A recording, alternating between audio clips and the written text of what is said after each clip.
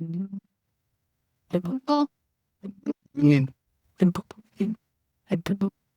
right, folks, welcome back to the Exam Review podcast for Black educators. It's me, your host, Dr. Asia. And of course, I know I say this every time. You all are used to me saying this, but more amazing guests. Today, I have Dr. Franita Ware on.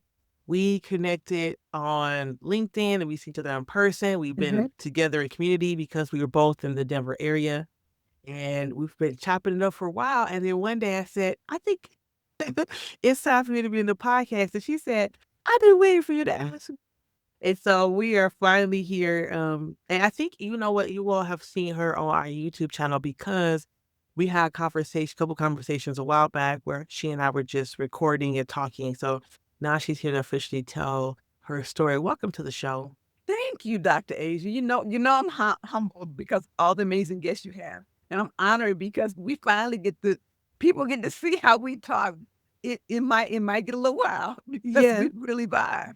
Yeah, we do. We do. I mean, and I said, we recorded that little clip a while back. It's just like, let's just push record on it. Let's just see what we talk about. Because it was happening. Yeah, it was. It was. So I'm excited to have you on the show. Tell the audience a little bit about yourself. Who are you? Anything that they should know? So I am the child of Mary Frances Ware. I am an educator. This is not my first career, and we'll talk about that. I am committed to this work. This is my purpose on earth. And so I get to enjoy the work that I do from that perspective as opposed to, oh, it's a job or I have education in this, so I'm supposed to do like, this is what I choose to do.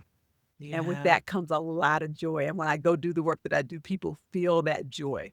They talk about how they like my energy. And so it comes from an authentic place. So I get to be authentically me in the work that I do. It's amazing. I love that.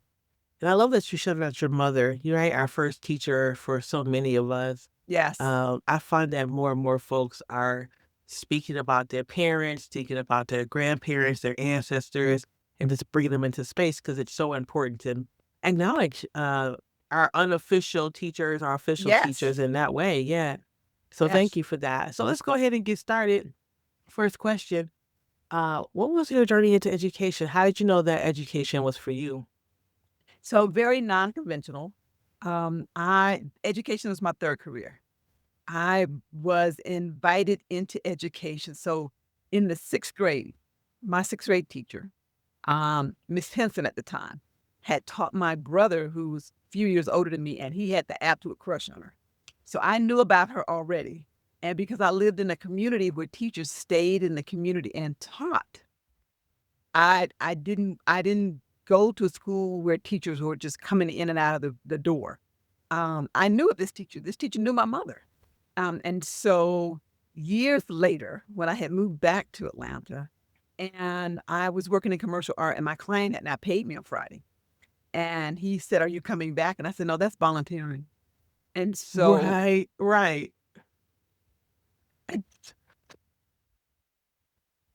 for that week, let's not get stuck there. No, let's not. But that weekend, my sixth grade teacher, who was a family friend, who was now a principal of a school, asked me what I was doing. And I said, "Actually, nothing." Now she said, "Come sub for me." And so I went to go sub for her in Atlanta Public Schools. The first week I was there with kindergartners, and they ate me up.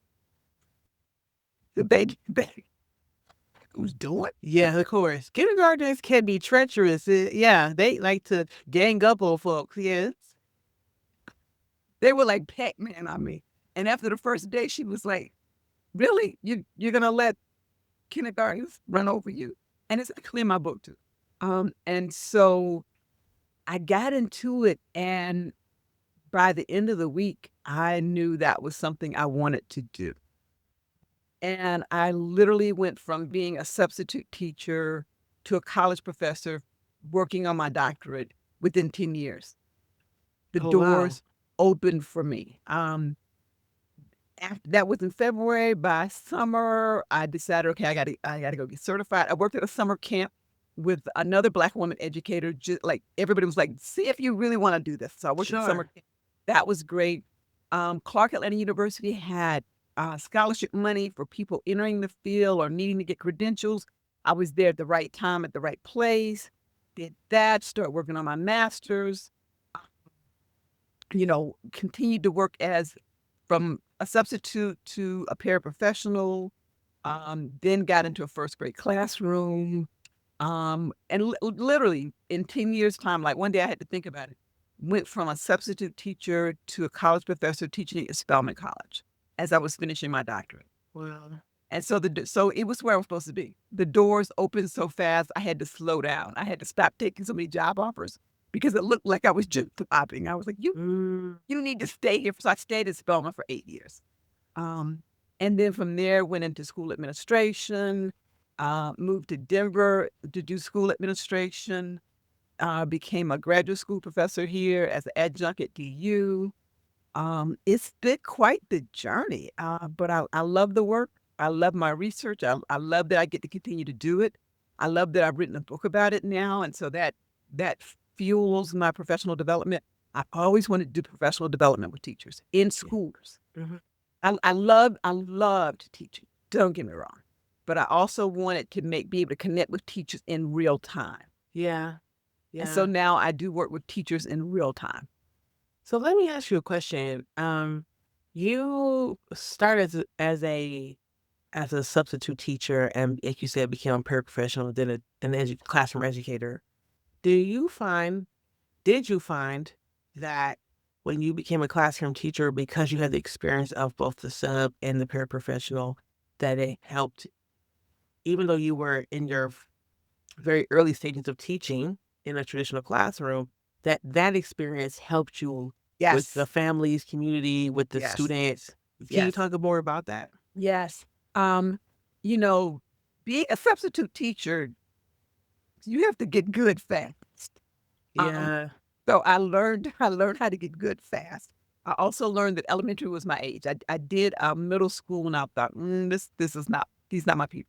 Yeah, and they're not for everybody. Everybody has their grade level, and I say that Mhm. some people are high school, some people are middle, some people are elementary. I'm elementary and college or grad. I'm that in between. That's somebody else's mission. Yeah. And so, yes, definitely having some life experiences, because I was older. I was not 21 years old, first coming out of college. Well, Uh, how old were you when I you was started as a 30. sub? I was like 30. Oh, okay.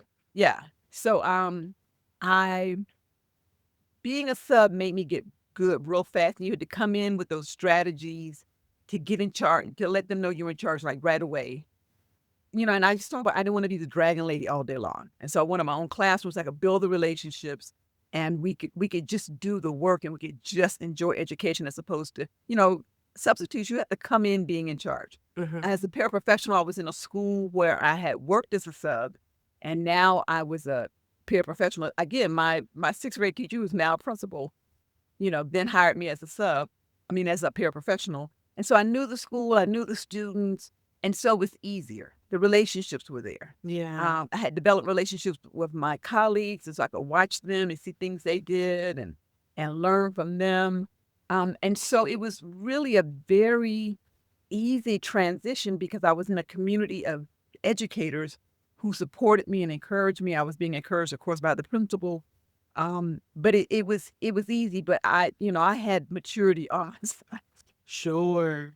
Sure. And there's something to be said about, like you said earlier, you were in a class or you were in a school where the community was in the school, where the teachers lived in the community. You knew the teacher, the principal. Your brother had him. Like, you found this long-standing relationship. Yes. And I don't know. As you were talking, I was thinking about, did I ever see my teachers in community? And I did. And this is Detroit Public Schools, not here in Denver. I did see my teachers in community, and the teachers that my sister had, I wanted, and vice versa. And so I could see how it could make a difference on the teacher side because it definitely made a difference on the student side. So when you were at the school teaching first grade. Well, how long was it before you realized that you wanted to go back and get your master's? Well, so I was working on my master's. So I had always planned to get a doctorate. In the 11th grade, I had a school counselor, and we were talking about the work that he did and, the type of education you needed for it. And I learned then a psychiatrist needs a medical degree, a psychologist needs a PhD. And I was like, I can do that. Now, I didn't know anybody with a PhD, but I felt empowered in the Yeah. 11th grade to believe like, okay, that's what we're going to do. And so I had planned to, I had an undergrad degree in psychology, which also supported education. A lot of my classes for my psychology degree counted toward my credentials in Atlanta. Oh, Yeah. okay. So I mean, it's like I found my space finally. Yeah. And I hadn't gotten into graduate school in psychology. And so when when all of that started happening, I was like, oh, I'm getting a PhD. And so I started working on my master's immediately. Um, and I took a year off between my master's and my PhD because my brain needed a break. And I also just needed to teach and go to school. Really. Yeah, that's a lot. It's a It was a lot. lot. I was just determined, and I had so much encouragement, and I was treated like, yes, honey, this is where you're supposed to be. And so the master's led into the kind of dual of master's and credentials because I still had to do some things for credentials that were not part of the master's. Sure. Took the year off again. I attended a HBCU. I attended Clark Atlanta University. As I was finishing my master's, my main professor was like, "So where are you going to get the PhD?" And I said, "Really, I'd like to go to Emory." And he was like, "Oh, my best friend's wife teaches there. Let me introduce you." Nice. And that's how I met Dr. Jacqueline Jordan Irvine. And, the rest is history. I was admitted into Emory. She had funding to do a program called Cultures. And that's where she was doing professional development with teachers. She had created this professional development model. Teachers participated, they were paid. She taught the importance of making sure teachers are paid for their work and their time. And so in that, like I said, the doors just opened. Yeah. I was just so nurtured and so brought into the profession in a way I had not experienced anyplace else professionally. Yeah. And there's something to be said about this network of people that we are around, right? And I know when sometimes we say the word network, people think like very staunch suits and business, but it can be all types of relationships. We just had someone on, Candace Renee Person, and we had Dr. Lance Bennett on, and they both talked about someone saying, "Hey, I think you should blah blah blah," or "Let me introduce you to blah blah blah," or "You might want to consider this, that, or the other." Mhm. And there's something to be said about these little nudges that if we follow them, if we follow up, if we say yes, can take us on a journey that we would have never gone on otherwise. So I always love to hear and stop and acknowledge that when people say, let me introduce you to this person, or, Mhm. like the principal just calling you right after you decided, I'm not working for free. And then we're down the road here in Denver, and we wouldn't have been here had you said, "Oh, I can't be a sub. Those keep blah blah blah blah." Or So or that, after the first day, say, "Oh, no, I can't do that. yeah, You the might something else kindergartners to ate do." me up. Think of it, ate me up. Yeah, I love to hear that. So you got your PhD at Emory. During that, so let me ask a different question. This whole time that you're transitioning from one space to another, what was the conversation like in your household with your family, with your mom? And you tell her, I'm going to be a teacher. What was that like? Because like you say, you're 30 at this point, and so that's not a simple, like, quick, I'm 21 or whatever. What was that conversation? So here's me, and I'm interesting you ask that. So my friends back here in Denver, I have extended family here. When I told them I was going to be a teacher, they were like, "Really?" Because I had never been a child kind of person. Yeah, I'm the youngest in okay. my family. I never even babysat. Like Okay, I you was were not being babysat. I and so I never had experiences with children. Um it was not I was commercial arts before that. I was. I came from Atlanta. I enjoyed life. Yeah. That wasn't on the radar at all. And so everyone was like, "Really?" Y'all like, please be happy for me. We're happy. So it was after I got into it and they saw how I mean, like I was hustling. Yeah. I was doing a master's and credentials classes. I was subbing. I mean, no, I was paraprofessional. Fortunately, my principal understood when I just had to get papers done, so I could take a couple of days off. Especially, and when I was working as a sub, I definitely could like just not be available that weekend and get Sure. work done. But I was hustling. I wanted to do this. I was even going to a different school than Clark AU for some of my credential classes just to get them done because I wanted to get in a classroom. And I kept saying, I don't want to be the dragon lady anymore. I want to come in and just love kids and have fun and Yeah. just, I don't want to have to like be in control. I wanted to just be relaxed. And so I was working really hard to get all the things I needed to get done so I could get into my own classroom. Yeah. And when you got there, was it what you thought it was going to be? It was not in Atlanta public schools. And so the children were different. And so I had to make that adjustment. Um, but it was amazing. All my commercial art background, we had amazing art projects. Oh, I bet.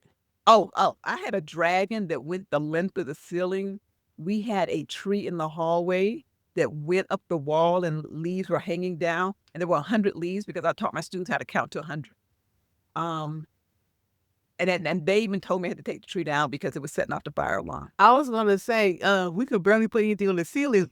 I was teaching because then the fire department was like, nothing on the ceiling. Yeah, so I had to, I instead of things hanging because they literally were hanging, I, Mhm. attached everything to the wall. So because I just couldn't take the tree down. I mean, the students were so engaged, and so we had so much fun, and my students knew that they had a part of me that no one else got. They would see Mhm. how I interact with the other adults in the building and other people who come to the classroom, but they knew when I closed the door and I was teaching with them, they saw a part of me no one else saw, and they knew they had a part of me that nobody else had. And so the relationship we had was amazing. And um, I hadn't gone to graduate school yet. I mean, I hadn't gone to do my doctoral studies yet, where I was learning about culturally responsive education. And so there were things I didn't know yet, but Mhm. there were things I knew intuitively, which is very much my research on warm demand teachers. Like Black teachers know things intuitively. And I had been taught Mhm. by Black teachers. And, most of my school experiences in Atlanta, except for about 3 years, was always within the Black community with Black teachers. And so I knew things intuitively about teaching that just kind of like woke up in the moment. Yeah, And so it was an amazing experience, even though all the students didn't look like. sure. And I think, you know, the first thing I'm thinking about you talking is of all the people that I've interviewed, I just imagine just having 12 of you all as my classroom teachers across K-12 or 13, however many, I don't know, how amazing education that I would have received or lots of kids would have received. That's the first thing. And the second thing is we've had a lot of conversation, you and I, about Black teachers just knowing, just and and I told you that I had a assistant principal one day ask me, tell me, I want you to teach other teachers how to be a, he didn't say warm demand because he didn't have the language, But but he knew it was yeah, that yeah. magic. Yeah, you and I talked about in the very beginning, neither one of us knew how to teach that. Like, I don't know. I was taught by Black teachers in my own DPS in Detroit public schools. I'm teaching how I was taught. Right? And we'll get into later on, like your born to matter teacher, your book and what you've come to know and your professional development. But I really think that's really interesting that you're saying that. So you finish your PhD, you don't go back to teaching in a K-12 space? No. And so where do you go from there? So I was working on my doctorate when I got hired I was like toward the end, Sure. but I was still working on my doctorate when I got hired at Spelman. And so I literally finished my doctorate while I was teaching my students at Spelman. Oh, wow. And I will never forget this one student. When I had my hearing, um, she like, they would come to my office and we would talk and all those things. And I was saying something about I finished it. She was like, wait a minute. Because I was Professor Ware before that. And she was like, wait a minute, you you Dr. Ware? And I was like, yeah, I'm done. She said, oh, see, but you're not making a big enough deal about it. So she said, I'm still close to the student too. Please know we still stay in contact. I have students I'm still in contact with. Oh, I love it. And I want you to know when I went back to class the next time, I was Dr. Ware. I guess she got the word out. I never had to say, now call me. They, so it's that kind of thing. Like, I can't remember what she said, but in other words, you're not making a big enough deal about this. You're Yeah. done now. In other words, we've been on this road with you. Yeah. And I would talk about my papers. I would talk about what I was writing and my ideas. They helped critique warm demand of teachers. Like, they were part of the process with me. And so when I achieved it, like, they called me Dr. Ware. I didn't tell them they had to start now calling me Dr. Ware. I love that. So tell us about we've had a couple folks that were students at Spelman on the podcast, but never a professor. So would love to hear. I know there are people in K-12 who desire to teach in higher education, and they're going back to school to get their PhD, their ED, their PsyD. And I know the times are different. Employment is looking much different than it did, even 10 years ago. But tell us about that experience. Um, how you applied, how you like all these pieces, how long you were there, what you learned, what you loved about it, what was challenging. We want to know all of that. Okay. It it it was an opportunity that came to me because my sister-in-law had attended Spelman. And she joked about I was being a placeholder for her until she was ready to come. But she lived in Delaware. The prospect was low. It was But not not but she happening. but she but she had this dream about I'll just be there until she's ready to come. And she got her doctor before me. So she's the first Dr. Ware. Um, so I was always almost Dr. Ware with her as I went through the process. Then I became Dr. Ware. So we're both Dr. Ware. So my sister-in-law, Dr. Ware, um, had attended Spelman, knew people there, told me about the opportunity. Even so I had stopped going to school full time because I just needed something else to do in my brain. Start teaching fifth grade. When the opportunity came up, my principal, who was getting her doctorate at Emory too, she was like, "You need to go do that because you'll have more time to write." And she's right. I did not have time to write teaching fifth grade all day, 5 days a week. Um, we thought we could kind of work it out. She knew I was writing. And in fact, she wrote a recommendation for me to go to Spelman. She said, Okay. you need more time to write." It was an amazing experience because even though I got my master's at Clark AU, I didn't have an undergrad HBCU experience. I felt very honored and humbled to be there. The students were amazing. Like I said, I have students who still keep in touch with me, and that's just wonderful to me. Um, I was there at a time that it was good to be an educator. I had never planned to be a professor. In fact, as I was working on my PhD, I thought I wanted to work at a foundation Mm, to direct money to the right community. That was like my sure. my dream. It was like, Sure. and my professor used to talk about you need the right people at the table. So I was like, okay, I'll be that person at the table that says, let me tell you why this project for Black students is. And I saw where she for foundation money to pay for the program that she was running. So I thought, oh, foundations. Okay, that's a venue that I might be interested in. But Spelman was a wonderful experience. I loved it. I loved my students. It was challenging. No doubt about it. It was challenging. Um, and toward the end of that time, I was really missing seeing children. I used to say that I miss seeing children every day.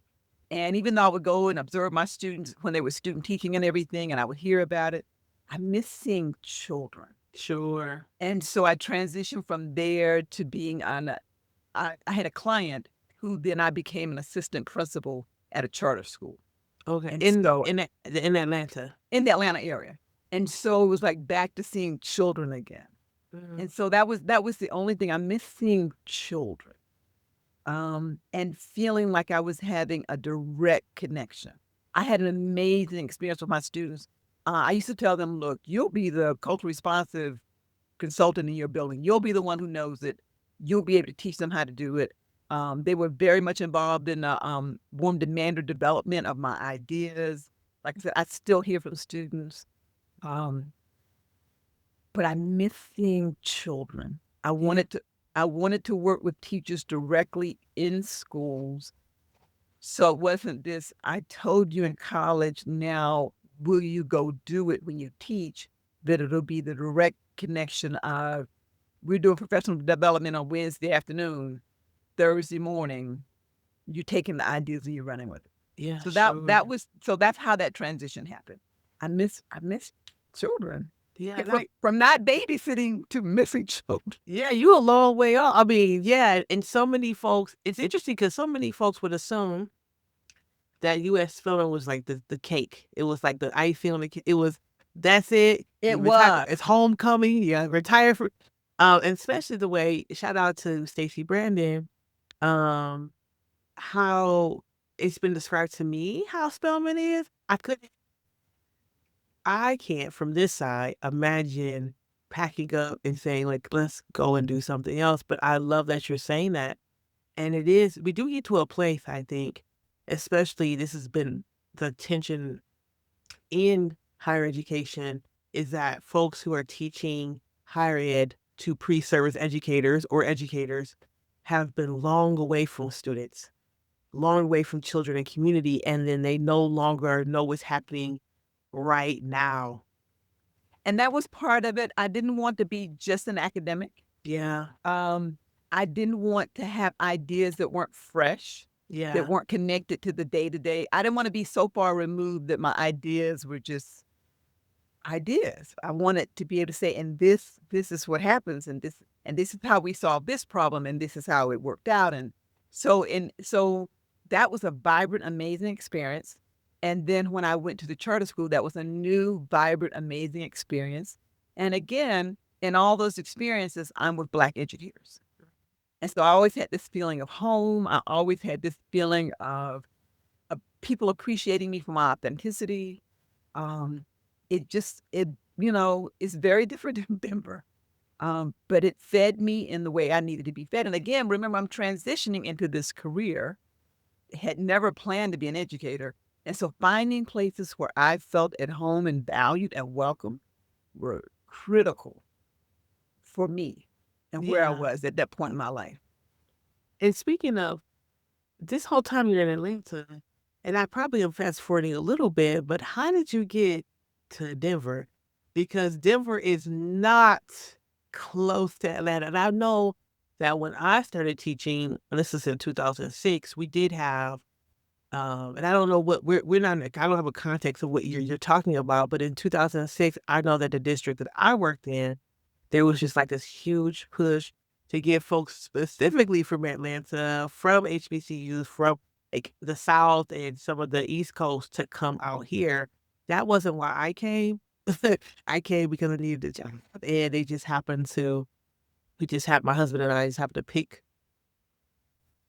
on it. But like, how did you end up here? So after college, so I left Which Atlanta. college? Because, wait, So I attended Bluffton College in Bluffton, Ohio, okay. because growing up in Atlanta, it was a lot of fun. And I knew, remember in the 11th grade, that I was getting a PhD. And so I knew I needed to go someplace quiet where I would focus and get the GPA to Wow. go grad. I love that you thought like that in the 11th grade. Let me tell you, Listen, I didn't make a lot of good decisions in 11th grade. But I made. stop. I mean, that's brilliant because some people are like, Atlanta, oh yeah, I'm going down there, I'm going to party. And you were But, like but opposite. remember, I grew up in Atlanta. So You Spelman was used up the to it. street. So Yeah, I was used to being dominant culture. I was used to sure. all of that. I was used to being valued and respected. I was used to navigating places where I was not dominant culture and where I was dominant culture. And so Yeah. I had a very healthy sense of all that. And I have a good friend now that I tell her, your son doesn't necessarily need to go to Morehouse. He grew up in Atlanta. You're an educator. You're doing all these things. He has that lived experience. So I had the lived experience where I could go other places. And so I picked a place, and I had applied to all the other, places, on the East Coast where you would be prestigious to go. But this was a place I needed to go Sure. because I needed the GPA and I needed as few distractions as possible Sure, to yeah. get the GPA. And so I did. I got the GPA for grad school. Moved out here after college. Had thought I was going to go to CU Boulder. Had applied to CU Boulder for their master's and PhD program in psychology. Didn't get in. Thought I would just reapply. Sure. And came here, in my 20s. I was like, oh, wait a minute. This is quite. Yeah. So made lifelong friends, an extended family here, and then moved back to Atlanta. And that's how I got into education. Okay, gotcha. Oh, yeah, So because you had your first career yeah, that's I was right. in public administration. I'm in my 20s. I'm working in city government.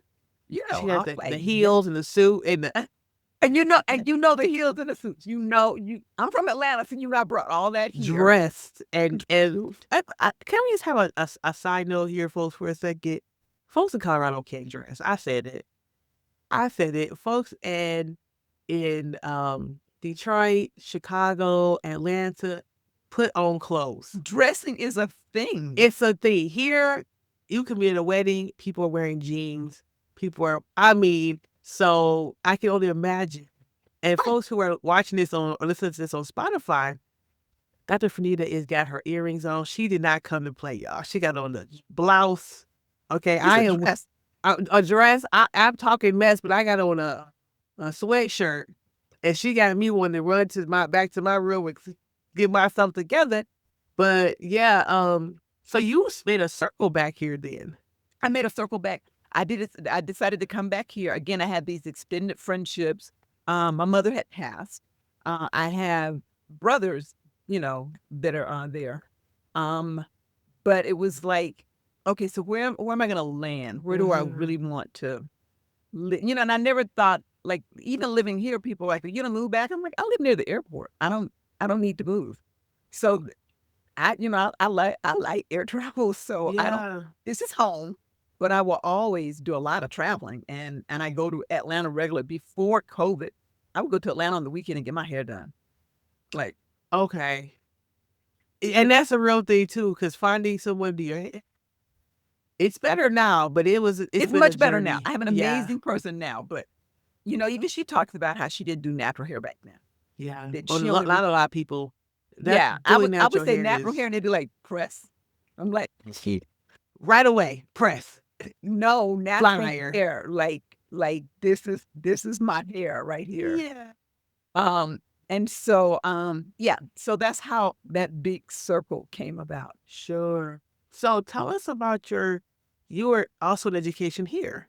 So I'm interested, and the audience may be interested to know, because we're still not at the part where you've written a book.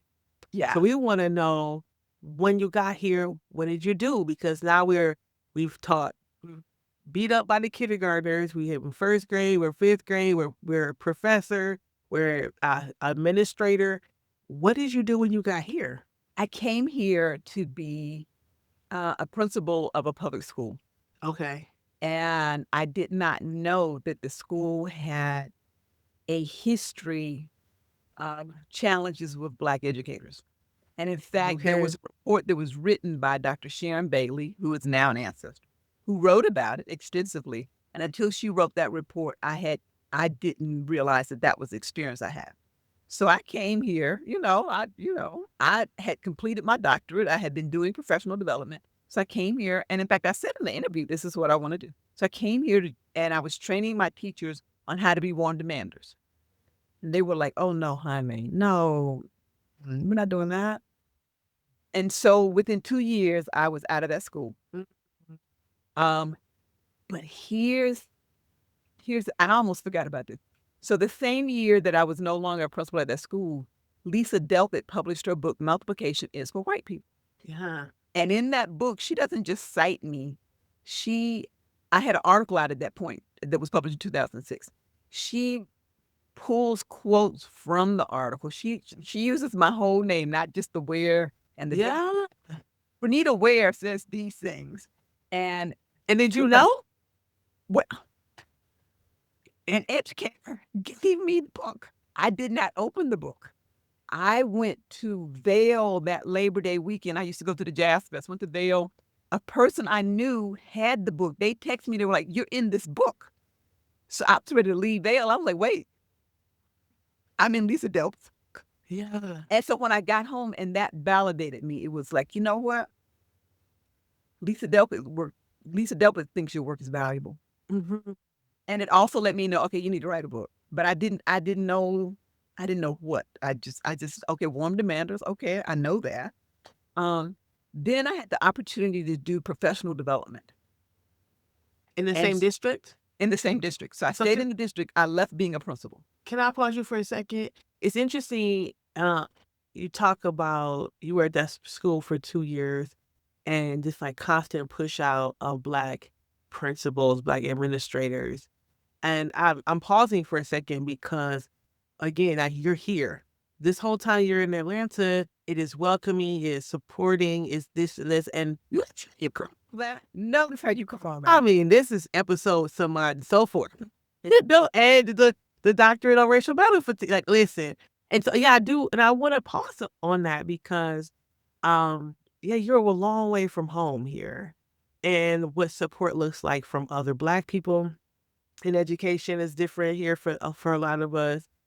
How administration, how district support Black women is really different. And I do want to pause and say, if you're able, if you feel like it, can you tell us, like, towards the end of that second year, what was that story? Like, was that a decision that you had to make, or was that a decision made by someone else? How did that go, if you don't mind sharing? It was absolute trauma. Mm. It was trauma. I was hot in Atlanta. And I remember thinking, so what happened? I used to be hot. Mhm. Like I must be the worst person in the world. And so that lived with me for a little while. It was like, oh, I must be awful. Until I was around a little bit more and I saw other Black educators removed from the principalship. And I was like, oh, wait a minute. Yeah, This thing, wait, just me. And yeah. and please let's be very clear. I was not perfect. Sure, sure, sure, sure. Yeah. So some of this is me for sure. But I known all that, I would be like, "Hi, I'll stay in Atlanta. I'll come in for Christmas and see my extended family. I don't have to live here. I can stay in Atlanta where it's like it's wonderful." Yeah. So yeah, that it was traumatic for me. I definitely had to grow and heal from that. Lisa Delp's book helped a lot. And then when I started doing professional development, which was what I always wanted to do. So Zaretta Hammonds came to the school district and I met her. And she was talking about warm demander teachers in her talk. And so I was snapping in the back. And some of the people I knew, they were like, who's that name for nigger? Because they knew my work. Yeah. And so I talked to her and she said to me, you need to write a book. She said, people have built their work off of your work. You need to write a book. And then right after that, I started to do some extended professional development with the school. And we started with what ended up being the process of the book. And at the end of the year, I said, I've got the book now. And it took me a little while later to realize, had I not come to Denver, I would not have had the book because I would not have known how to take warm demander teachers to a broader audience. Yeah. And so it all made sense, but it was a journey there for a minute. Yeah. And I don't know, I don't know how many Black women in education come out of this unscathed. I don't know how many of us, even if we retired, it was fine to end.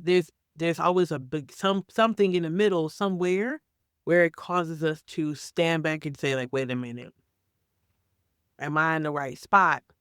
Are people right about me? Am I right about myself? Was everybody All else of who that. said that was good and that was great, were they lying? Why can't I do it here and I can do it there? I think that we all kind of All of that. pause and say, like, let me evaluate myself. And that's really hard because, in education, our validation does come from other people.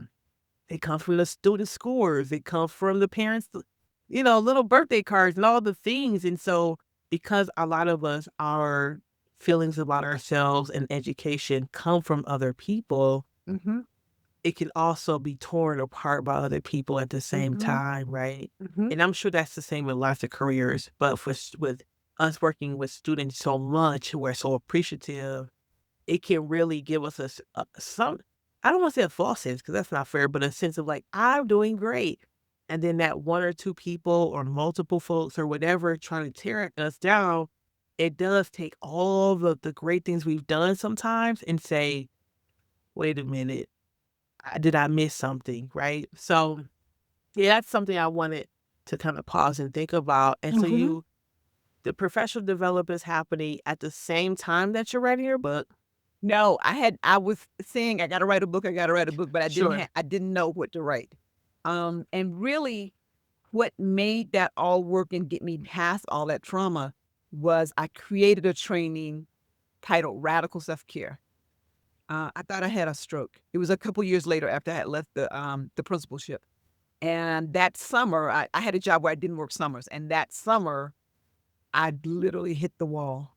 Mm. And I was like, okay, you got to go to the doctor. This is serious. You are not okay. And because I am the nerd that I am, I wrote a training. So it's a streak, right? I wrote a training, and then a client hired me to do some consulting work with their after school program, their leads. And I said, well, I got this new thing I'm working on. They're like, yeah, do that. And so when I did Radicals Up Here the first time, um, I was amazed at the response. I thought what I had experienced, the stress, the brain fog, the lack of sleep, like that whole list, I thought it was personal. I thought it'd be nice for them, but they were like, "Oh, all that list, yeah, all of that." And so that started it. And it's interesting now because I'm on the board of that after school program now. So that was part of my healing. And I also learned what I needed to heal. And then so the school that I worked with for that year, we started with radical self care. And so it is in the process of helping them heal that I continue to heal. And by the end of the year, I could see the experiences I had and how they contribute to my wellness and to the creation of the book. So, Dr. Franita, I want to pause because you real good at like going past these with a single sentence. And she said, and when I had a stroke, and that's when I decided to do professional development. We got to back up a little bit. So Okay, this I is, had a stroke. It wasn't a real stroke, yeah, but to but even think that like what's happening, and I think you and I, when we have our little kiki sessions and we chit chat and connect, that's one thing that you and I have talked about is this connection between like racial battle fatigue, the experiences of racism related stress, first of all, how that impacts our bodies through racial battle fatigue. And then this need for radical self care is like how our work connects because there are folks who experience have strokes, think they're having strokes, having panic attacks, things like that because of racialized experiences. And of course, sometimes they come out on the other side and they write a professional development, and sometimes they don't. they don't. Yeah, they don't. And so you and I have talked about that so many like in our hangout time about the ways that we have to take care of ourselves and we Yes. don't want to get to this point where No. we're on WebMD trying to Uh, figure out like no. what's happening. And I think I love that. Not I think I love that you in your healing, and I'm glad you didn't have a stroke. In your healing, that you were like, wait a minute, I have to take care of myself. And then how do I spread like the metaphorical Mhm. gospel about self care? Um, and I don't know how many people believe it's, I want to speak specifically to Black women and about Black women, how many Black women believe that self care is possible, let alone radical self care. And Mhm. so I want you to talk about like radical self care for a little bit because when I hold professional development, or no, that's not true. I do not hold professional development. When I hold rest shops in community, Yeah. Your we work hear is so powerful. Thank you. A lot of people don't, um I would hear a lot of women who come to the rest stops, because a lot of people, it's just mostly women. I don't have time. I feel guilty when I rest. I haven't Mhm, experienced a hardship, so why should I rest? mhm, Resting is expensive. People are depending on me. mhm, And so I want to pause right here and just sit in this for a second. And can mhm, you talk about the, like the time where you're writing, and like you said, how it was healing for you as it was healing for others? mhm. Um, and I started teaching radical self-care as a prevention to other people, not hitting the wall like I did. Like Yeah. I was living off 5 hours of sleep for years. Thought that was normal. Mm. Would have anxiety dreams I don't even wanna go into details about. Um, what really caught my attention was one time, you walk in a room, you're like, "Who you to get?" And you're like, "Oh, yeah." This time I was like, "Why am I in this room?" Mm. And I was like, "Oh, this getting to be serious now." Like, I Yeah. was just exhausted. I was just fatigued. Um, but I wrote it because I wanted to prevent other people from having to hit that, and I must have known some kind of way intuitively that it would be beneficial for educators. And specifically, you are right. In terms of Black educators and Latina educators too, I have to get them past, self care. I used to say self care For is not sure. selfish, and I think I've Yeah. seen you have that somewhere. But really get them to understand. No, like for real, For you have real. to do this. And then as I continue to do the work, because I wrote that in 2016. So continue to read and everything. And when I start learning about neuroplasticity, and I became like the brain health nerd, like don't get me started. And now I tell people I can teach you how to rewire your brain. And so I've learned to teach people to do radical self-care. You do that one small step consistently, and in time your brain heals and the neuroplasticity will kick in and say, well, we can go walking. And I tell people that I said, your brain will tell you instead of like, oh no, we don't have time to walk. It'll be like, we can go for 10 minutes. And so you now have this internal cheerleader as as opposed to internal critic or that voice saying, I can't do that. That's selfish. My family needs me. I can't but the number of women and Black women Yeah. who treat it like, oh, that's cute. Yeah. That's real cute. I can't do it, but I'm glad for you. That's cute. Yeah. Stacy, who I just talked to you about, we started podcast and pause and on book love for Black educators. Yes. And we were building that, and so we're trying to get the word out. And this episode will probably drop in October 2025. So this podcast and pause, it may be when you hear it again, it may be out at 3D where we're open for another session. But if we're building our first set of sessions, Stacy's out telling all her friends she's a Delta. She has all these connections to me. I mean, she's telling everyone because it's on Zoom, so anybody can join. And she and I were like brainstorming one day, and she said, "You know what? I don't think that people really want to heal." She said, "This is an opportunity." And they talk about come, they'll call me or text, or we'll have conversations, and they'll complain and complain. But she said, "I don't think that." And when she's saying people, she's saying the Black women that she's talking to, she said, "I don't think they really want to heal, because here it is, these sessions, very accessible, and they're just not even thinking about it. It's like, okay, thank you, I'll think about it." And so I think about it a lot, I do where it's too. like you said, like you just said, oh, that's cute, or that's for someone else, or I know I have good boundaries. And it's beyond that. It's beyond that. And one of the things I ask now, are you willing? Like, are you willing? Like I said Yeah. in my book, professional development about teachers becoming warned man, but in radical self care too. Are you willing? And Yeah. what are you willing to do? Because you've got to get to where people make that commitment to do it. And again, I'm teaching this one small step most days. Not even if it's not perfect, and you don't do it every day. But people have to be willing to say, you know what? I'm going to drink just one more cup of water. That's right. Just one more. And with the neuroplasticity, that starts the progression. But people have to be willing, and it breaks my heart when I feel like people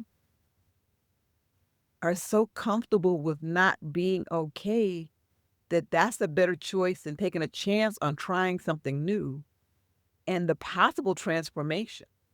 Because when you're doing self-care for yourself, when you're doing self-care, it is not transactional. It is transformational. Mhm.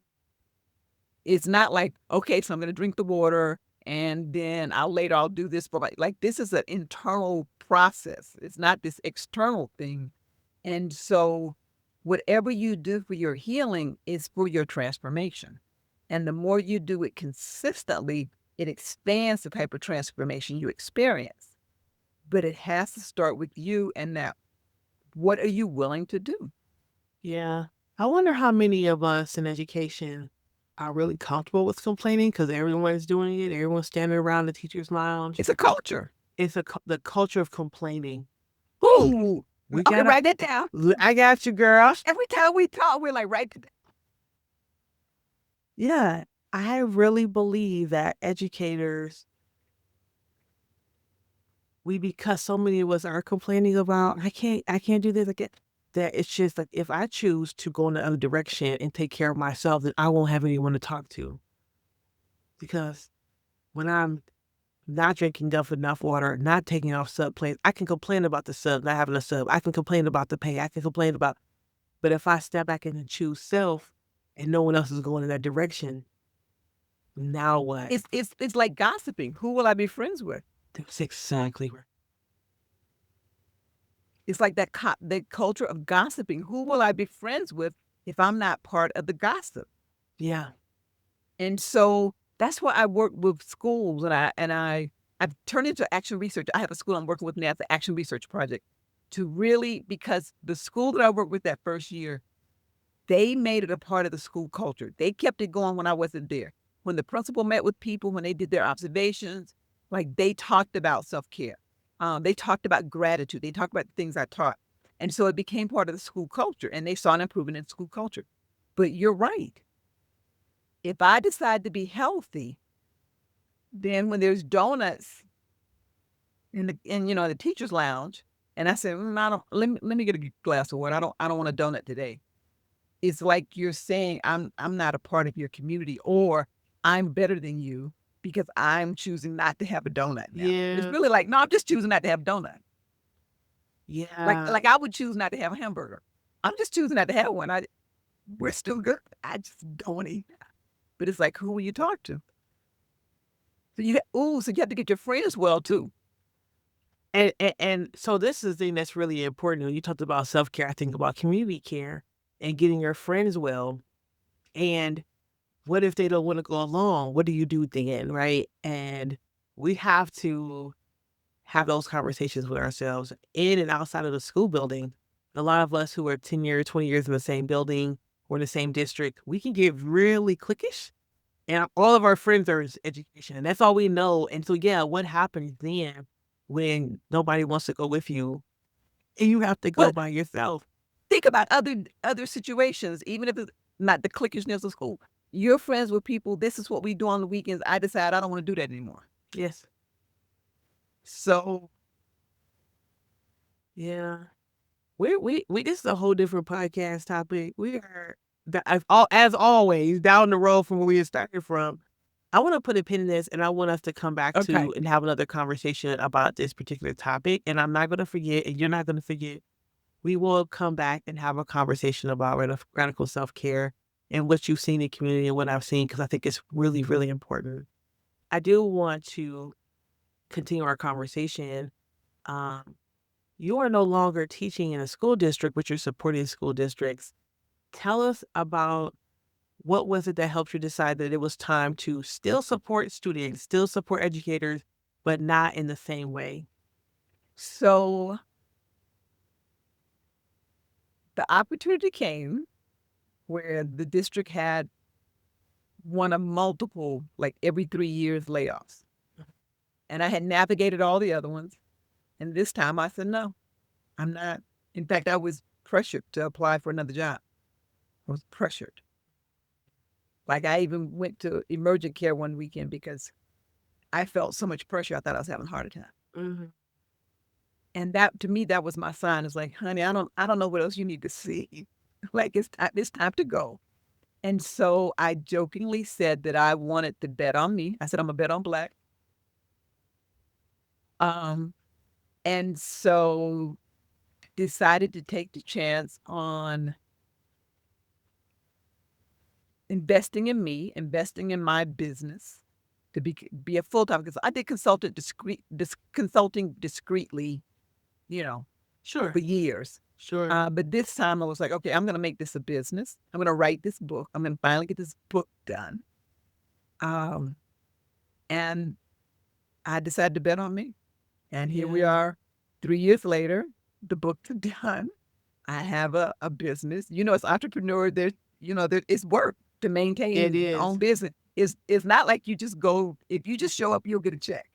It's not like having a job. Mm-mm. It is you and you maintaining it and you all of that. So I've been doing that and it's been amazing. Yeah. Tell us about your book. Oh, me. This is the book, Warm Demander Teachers.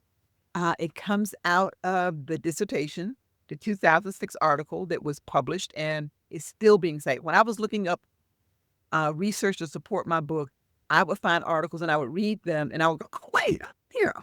Oh, that's So cool. I'm still being referenced. Um, it was with the publisher I wanted, which is Corwin, which is also the publisher that Zaretta Hammons is with. Um, it was an experience. Like when I connected with them, the other thing I didn't realize at the time, the 2006 article is also published by Corwin. So they could easily look up and see how much I was still being cited and, how popular that article was. So they were always very welcoming, very encouraging. Yes, we want to work with you. And so the book has been out not quite a year now, but it gives Zaretta Hammonds told me one time, it's like a good business card. So it's like, this is what I do. So when I go to school, Yes. it's like, this is what I do. This is what we're going to build from.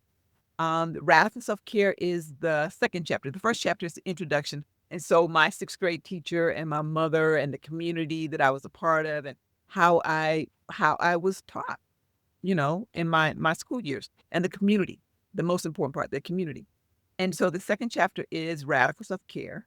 And what I tell teachers is you have to get well first before you even think about being a warm demander teacher because it is a journey. You have to get well first. And Yeah. in the time that I've been doing work with schools around the book, now I have lots of new ideas. Oh, one of the things I'm sharing with schools now is the complexity of warm demander teacher relationships. And the warm demand, and I didn't know this before, but the warm demander teacher relationship versus with their self. Yeah. That's the radical self-care piece. They have to be well first. Mm. And so if all those other things we talked about hadn't happened, I wouldn't know that. I wouldn't have that for teachers. If I hadn't created radical self-care and had been so popular, so many people took it. People took it multiple times. I stopped counting a few years, even before I became in my own business. I stopped counting how many people took the workshop when it got to 2000. I feel like we're there now. Like and it's significantly more than that, and it can go anywhere. I've used it in other contexts that were not with classroom teachers, and so that's the foundation of the work. You have to get well first, and so all the work I do with schools, we start with radical self-care, and then we continue the work and go into the book study or the school culture, warm demander teacher school culture, warm demander leaders. And so I teach it as a inclusive culture for everybody to be on the same page and everyone to be of support with each other. And so there's 8 different interactions that warm demander teachers have in terms of relationships with students. And one of them is with their colleagues and knowing when to tap out. Yeah. Knowing when to say, you know what, whatever it is. Remember we talked before about the whole going to the restroom thing? Oh, yeah. that came up in a conversation I had at a school recently too. So I'm glad we had that conversation. So I was Yeah. able to like be encouraging about that. But just knowing when you need to say, can you cover for me? I need to run to the restroom, or I need to breathe, or I've kind of hit the wall here. I need to go for a walk and just get some neurotransmitters going. I need, so it has to be a community. So, how we talk, we can be very cliquish in schools. We got to break those cliques, at least professionally. Yeah. I need to be able to ask you to help me in a moment, whether we are in the same gossip group or not. And Yeah. so in getting people well, the goal is also to heal the school community. Yeah. And I want to reference back to the story. So, that we were just talking about with the restroom, I have a virtual assistant named Alicia. Alicia was saying that her she was dropping her son off at school on the first day of school, and she's on the lawn or picking her son up. She's on the lawn and she's chatting with a professional that was at the school, and she was talking about how they had a professional development week. And during professional development week, this as a group, as a whole school, they were trying to figure out how to have more camaraderie amongst the staff. And so someone said that they should do a hydration challenge to make sure that people stay fully hydrated. And the administration said, well, if we do that, then that means that you all will need to have like relief to go to the bathroom, like someone has to watch their class. So we're not going to do that. And so Dr. Franita and I were talking about how we have to take care of ourselves in spite of, right? And we can't assume that anyone else, administration or otherwise, is going to be looking out for our health. Um, and I said that, and I think you said or I said that if the school together came and brainstormed, Mm-hmm. they could have figured out a strategy Mm-hmm. to make it work. And so she and I, Defnita and I, spent about 15 minutes on that call just brainstorming all the ways that they How to could have, solve it. yeah, how to solve the problem. But there wasn't even the way that my VA was describing the story. There wasn't even time for them to come together and problems. It was just like a shut it down, which she did say that the parents said it impacted like the energy in the room, that it was shut down, and then they moved on to something else. And so there's this idea of taking care of self and not assuming that other people, no matter how much you love them or love the community, want to take care of yourself. You have to take care of yourself first. So the beauty of that conversation, that next week I did radical self-care with the school, the question of drinking water came up. And because we'd had that conversation and the principal was in there, I turned to the principal and I said, I bet that's a problem we can solve. Yes. I said that. So when I go back, I'm going back to see them later on this month. I'm going to say, because I don't want to step in like, this is what you need to do, because we have problem solved. I want to give them a chance. We have to be figured this shit out. Yeah. They got this figured out, but I'm going to give you a minute to figure it out. But so that conversation, that comment ended with like the possibility of how we solve it, as opposed to, we're not doing that. Yes. And the other thing I talked about is, one of the things we were kidding about a lot at the school is the energy of October. And I parallel it to like riding up a roller coaster, and like it's going up the hill. And I made the comment about, is that energy in any type of correlation to you've been back in school a few months now, all the hydration you did over the summer has now dropped. And so now your hydration is down, but the energy of the school is higher. What would we change on that? I'm sorry, I got real nerdy. Yeah.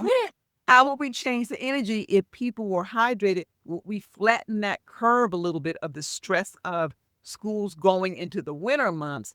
If people could, one, drink more water and keep their brains hydrated, and two, know they could count on somebody for a quick break. So when I go back, I'm going to say, right, because it's a conversation that needs to happen. And because of our conversation, I wasn't just like, I don't know. When the question came up, I looked at the person. I said, that's something that can be solved. I love that. Oh, then keep me updated. I want to know what happened. Yes. Well, we remember we talked about, we were going to talk about that some more. So, Yeah. but again, see how powerful our community is. When I go do my work, I'm better prepared. That's why we need community. Absolutely. Absolutely. Yes. We're gonna be all day. I just, I'm sorry, I just took you all. Oh no, Sorry. you're fine. You're fine. We're gonna be all day, you and I chit chatting. So I think my next question is uh in the same conversation about radical self care. For you, what does it mean to be well? I am so grateful that I teach radical self-care and I teach it as much as I do. And I don't want it to get stale on me. So I continually read things and learn things and try things. Um, Something I heard just the other day was, and I'm going to share this in my trainings. I'm not preaching at people about radical self-care because they're not doing it right. I'm preaching for myself too. And so because I've got all these things in my head, stuff just kicks in. When Yeah. that negative thought comes in, I know how to go, oh, no, no, no, no, no, no, no, you're not running the day. When I get up and I'm feeling like, oh, it's not a happy day, it's like, all right, what am I grateful for? Let's start that. And so there's this automatic type of response that I have. I am absolutely human. I'm doing this work. I do this work every day. I am not perfect, Yeah. but I have it's not as long a delay in knowing, oh, what do I need to do now? And so I can catch myself faster. Sleep is my thing. Even now, I mean, I'm way past the 5 hours, thank goodness. But I still work on sleep. I still work on how, and I call it movement, exercise, and radical self-care because it's got to be inclusive. Because you're at the movement stage is like you and your sofa are really close and you need to break it with yourself. And I talk about that, like needing to break it with myself. And I started, yeah, we're good now, but we broke up. We broke. We don't spend as much time together as we used to. But I started with, if you were watching commercial television, when the commercial comes on, get up and put a load of laundry in the dish in a washer. Get up and go to like move. Get up and move. And to do that frequently, after a while, I found that I was paying less attention to television, so I had to be something I could like come in and out of the room and still catch pick up the plot. Mm-hmm. But that's how I broke with myself. So it's movement exercise. And in Denver, people like running marathons out of boredom on Wednesday. But on the weekend, but not everybody is running marathons in Denver. Facts. And so I had to make it accessible from that perspective. And so all the different things I know I do, like I'll enjoy food and I'll know, okay, that's enough. Let's stop that now. We're not gonna eat bread every day. Yeah. And so I just know the things, but wellness for me, the clarity, the ability to be in environments where people want to challenge my ideas or my thoughts or just the fact that I'm a Black woman talking with authority and how I'm not triggered by that. Where before I was very much triggered by that. To me, that's the best example of being well. I can be in any context and not be triggered. Can continue to speak with authority because I am an authority. And Period. Don't. Period. Yes. I am. Yes, you are. Um, and so, but to do that like calmly with grace, well, before I had to like come in like now it's like, but I am like for real. Um, to to just be able to navigate all the things that are going on right now that could crush us and to be able to stay well. Um, it's intentional. It's something I have to work at, but I'm grateful I have it. I'm so grateful. I thought I had a stroke back then, and that I decided not to just go to a doctor and take a pill, Yeah. but to really work on it and share with other people and encourage other people and continue to read and continue to learn. Um, I'm so grateful that Always a I teacher. know how to be well, and I Yeah. encourage other Always a people to be teacher. well. Yeah. Thank you. Last question. Is there a Black educator or educators that you would like to shout out? Yes. She is with a school district in this area. I hired her as a kindergarten teacher. She is now an administrator in a school. Oh, wow. This is her second year. Her first year, I did something sweet for her, and if you ever talk to her, I'll let her tell you the story. Um, Her name is they call her Miss O. Her name is Chi Oyewinye. Let me tell you, when I observed her teaching kindergarten, those children were doing what I call culturally responsive inquiry in my book. They were leading the conversation. They were asking each other questions. She was the facilitator. She was stepping back, and I don't know what they were talking about, but the students kept the conversation going and asked each other questions and stated their point, and just it blew me away. But when I first met her, we felt something. When I was at the job fair, we both were like, so she is amazing. Yeah. She's absolutely amazing. And again, she has that intuitive, culturally nuanced way of doing the work. So yes, I would love it if you would talk to her. Awesome. All right, Mrs. O, we're coming for you. All right. So, folks, if you are interested in Dr. Franita's book, The Warm Demander, pull it up again for us. Warm Demander Teachers. You can find it online if you want to get your hands on it. We already talked about Zaretta Hammond, giving many props. Where can people find you if they want to reach out and maybe get you into their building or get Yes. some books? Like, how can they get connected with you? They can find me on my website. OneDemanderTeachers.com is one of the pages on my website, and FranitaWarePhD.com. And both places you can find me, and would love to talk to everyone about the work that I do, because this is what I do. This is my joy in life. And creating and supporting more schools and more teachers and more leadership that supports all of our students, that is inclusive to students, that teaches them to fly, like it's my purpose on earth. Yeah. And so, yes, I am accessible and would love a conversation about how we take it to the next level. And then you and I have some more conversations to do too. Oh, we There's do. some things down the road for us. I don't know what it is, but there's something. Absolutely. All right, folks, you heard it here. Dr. Franita, thank you so much for coming Thank on. you. Of course, of course. You all take care of yourselves. Drink your water. Get your exercise. Eat some fiber. Clean your glasses. Breathe. Get some sleep. Breathe deeply. Hug yourselves. Love yourselves, and we'll talk to you later. All right, peace. Hug yourselves. Love yourselves, and we'll talk to you.